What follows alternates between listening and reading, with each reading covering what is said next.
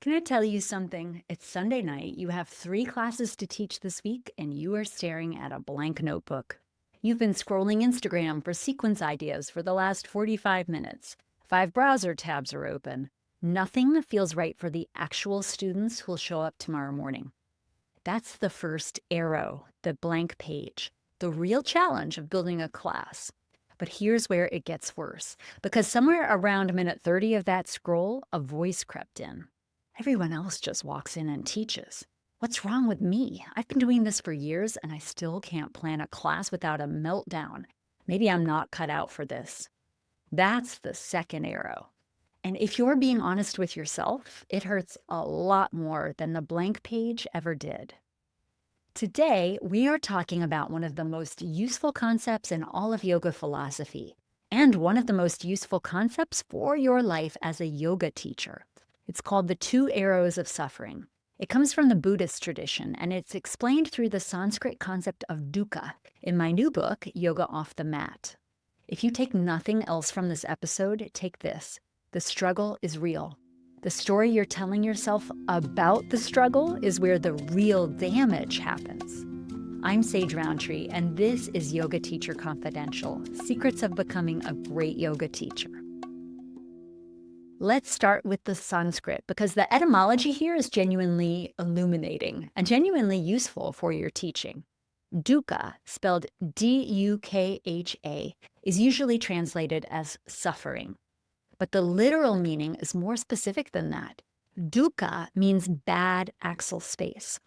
Du is bad, ka is the space in the center of a wheel where the axle sits. Picture a wagon wheel. When the axle hole is well fitted, when it's smooth and round and the axle turns freely, the ride is smooth.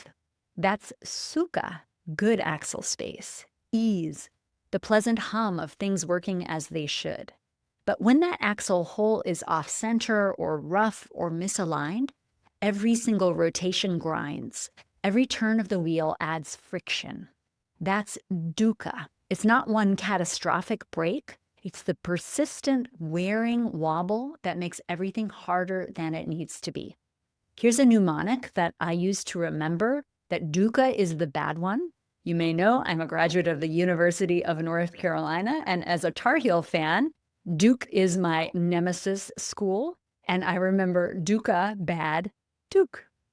Now, if you're a yoga teacher, I want you to sit with the metaphor, not the Duke UNC one, but the metaphor about the axle space for a second. Because Dukha isn't the class that went badly.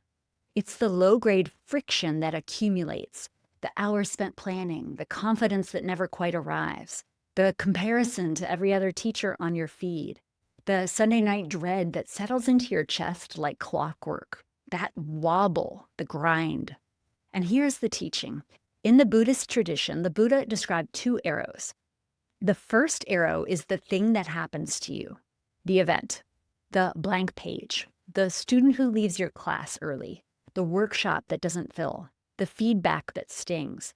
You cannot dodge the first arrow. It's part of being alive, and it's definitely part of being a yoga teacher. The second arrow is what you do after the first arrow hits. It's the story you tell yourself, the rumination, the catastrophizing, the self-blame, the anxious projection into the future. And here's what the Buddha pointed out. The second arrow almost always hurts more than the first one, because the first arrow lands once. The second arrow, you can keep shooting it at yourself for hours, days, years. A student walks out of your class. That's the first arrow. It happens. People have places to be. But by the time you get to your car, you've decided you're losing your touch. Your classes are getting stale. The studio is going to replace you, and you should probably just go back to your day job. That is the second arrow. That is the feature-length film about failure that your mind produced from a single person walking out of a room. Now, before I go any further, I want to be careful here because this teaching can be weaponized. Your suffering is optional can easily become, get over it, or you're choosing to be miserable. That is not what this is about. The first arrow is real. The struggles of building a teaching career are real. The time drain of class planning is real. I've heard from hundreds of you. and it takes forever to plan is the single most common thing yoga teachers tell me. The confidence gap is real. The sense of imposter syndrome is real. The financial pressure is real. Yoga philosophy is not asking you to pretend those things don't exist. That would be spiritual bypassing, and we address this directly in the book Yoga Off the Mat. What the Two Arrows teaching does offer is a diagnostic tool. It helps you see the difference between what is actually happening and what you are adding to what is happening. In my own life and in 20 years of working with yoga teachers, I have noticed the second arrow shows up in 3 flavors that I think you will recognize immediately. The first flavor is the story of meaning. Something happens, and within seconds, your mind has assigned it cosmic significance. A student leaves your class early, and suddenly it's not, they had somewhere to be, it's, I'm losing my touch. Someone doesn't sign up for your workshop, and it's not, the timing didn't work, it's nobody wants what I'm offering. The first arrow was an event. The second arrow was a verdict on your entire worth as a teacher. I asked almost 150 yoga teachers to tell me their biggest struggle. You know what came up more than anything? I don't feel confident. I second guess myself. I've been on the sidelines thinking I wasn't ready. Those are all second arrows.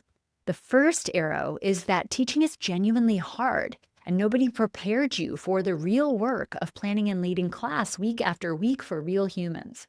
That's legitimate. The second arrow is the story that says you specifically can't do it, that everyone else has it figured out and you are the only one faking it. You are not. I promise you, you're not. The second flavor is the projection forward. One thing goes wrong and your mind fast forwards to catastrophe. You stumble over a cue in class, and within minutes you're imagining the negative review, the dwindling attendance, the studio owner pulling your spot. You spend 3 hours planning a class, and the second arrow whispers, if it takes this long now, it will always take this long. This is unsustainable. You will burn out. The first arrow was a tough planning session. The second arrow was a prophecy. The third flavor is the retrospective edit. Something difficult happens now, and you go excavating the past, searching for evidence that it was always going to be this way. You get tongue-tied in a mixed-level class, and suddenly it's, of course this happened, I've never been good under pressure, my training didn't prepare me, I should have picked a different career. The first arrow was today. The second arrow was rewriting your entire history to match today's pain. Now here's what connects this to the broader framework of yoga philosophy. In the book, Alexander Desiato, my co-author, and I discuss the kleshas, the 5 obstacles that create suffering. And dukkha doesn't exist in isolation. The kleshas are what load the second arrow. Avidya, wrong seeing, is the root klesha. You are misperceiving the situation.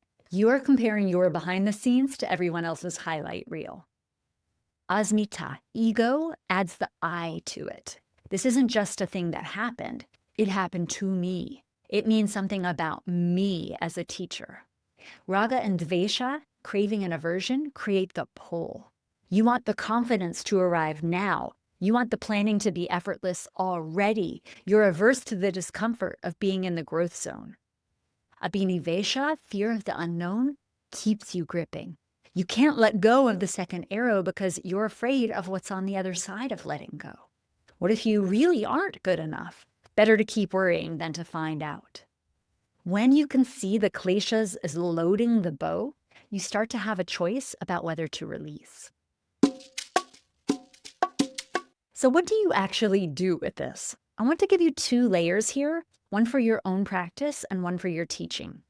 For you, the practitioner, the next time you notice suffering, especially the kind that lives in your teaching life, pause and ask, is this the first arrow or the second?